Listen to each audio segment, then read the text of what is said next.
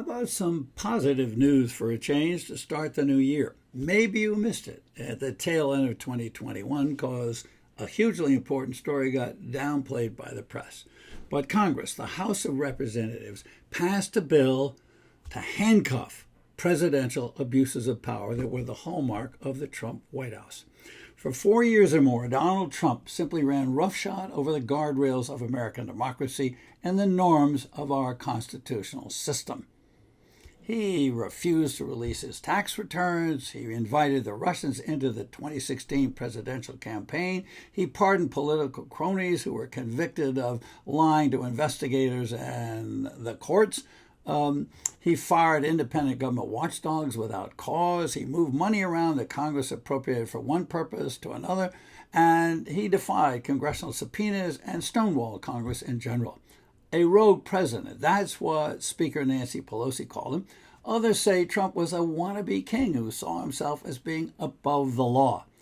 And that has provoked the House of Representatives. 5 Republicans joining 220 Democrats, Republicans defying Trump, to pass what they call the Protecting Our Democracy Act, a package of reforms that kind of echoes what Congress did back in the 1970s when former President Richard Nixon was impeached for abuse of power and forced to resign the presidency. This time, the reforms are framed point by point to address the excesses of Donald Trump.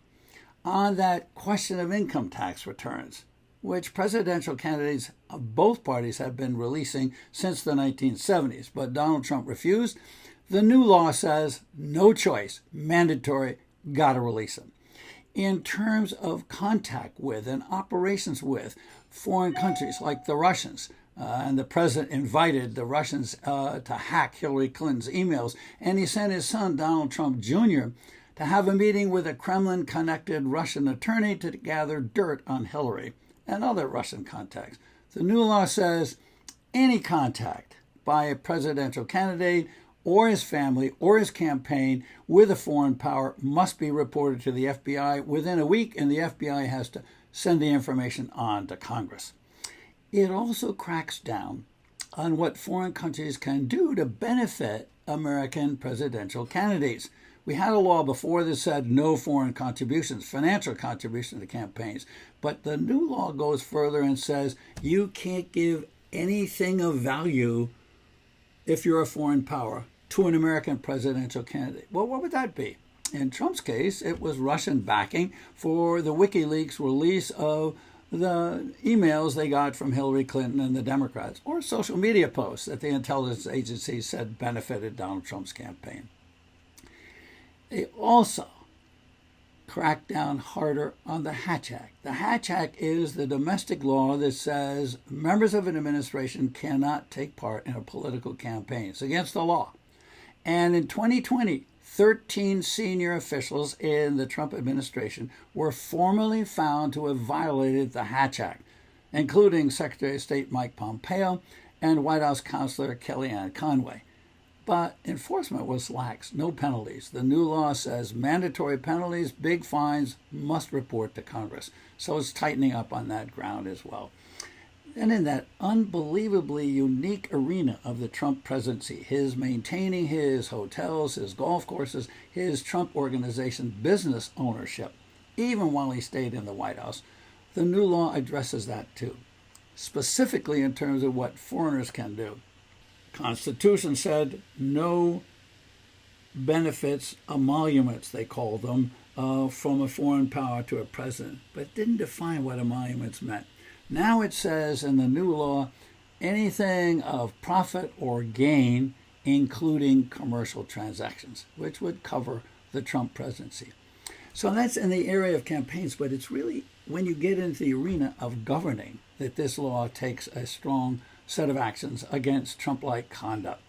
On the pardons, Trump really stoked anger on Capitol Hill by pardoning his political cronies and lieutenants Roger Stone and Paul Manafort after they'd been convicted of lying to investigators in the courts about what they did in the 2016 campaign. And he dangled the idea that maybe he might pardon himself. The new law says flatly, no presidential self-pardons. A president cannot pardon himself or herself at all. And it says you can't use a pardon to bribe somebody else. What does that mean? Well, maybe you can't pardon one of your cronies who's done a cover-up or done some lying to protect the president himself. Then in the arena of firings, Trump was famous for purging the independent inspectors general in the intelligence agencies, in the Pentagon, in the State Department.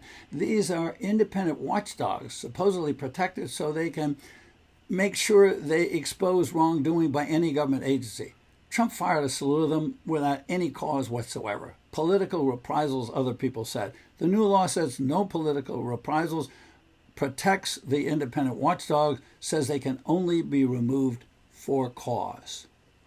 In terms of those congressional subpoenas and Trump's stonewalling Congress, that famous tactic that he trademarked, there are new measures that provide for fast-track action, speedier procedures, so that Congress has a better chance, more leverage to enforce its subpoenas and make an administration accept congressional oversight. And finally, perhaps most important of all, in a section they call No President is Above the Law, the authors of this bill, the architects of this bill, have said they're suspending the statute of limitations on any federal offense committed by a president either before or during his presidency. That means no time limits in the future for investigators and prosecutors to pursue a president who's left office if he or she has committed a crime.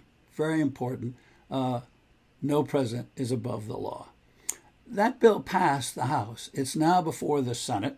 And you might say, well, the Republicans in the Senate are going to universally 100% stonewall it if that's what Mitch McConnell orders of the Republican caucus in the Senate. But there may be more interest in this law than you might think initially. Remember, 7 Republican senators voted to convict Donald Trump in his impeachment trial last January. And there's a lot more that's come out about the January 6th insurrection and Trump's role in it since then. So there may be more interest. And imagine what would happen if a whole bunch of voters, especially voters in swing states, decided to sit down and write their senator or pick up the phone and call their senator and say, we the people think it is imperative that Congress pass the Protect Our Democracy Act to restore the checks and balances of our system to prevent presidential abuses of power. There might be more action in the Senate than you'd expect, but it means the first step is up to us, up to you and me. In the meantime, I hope you'll take a look at some of our other videos on this YouTube channel by clicking on that little button right down there, and subscribe right by clicking on that button down there. Subscribe so you get what we produce in the future. And remember, good government starts with us. Thanks for being with us.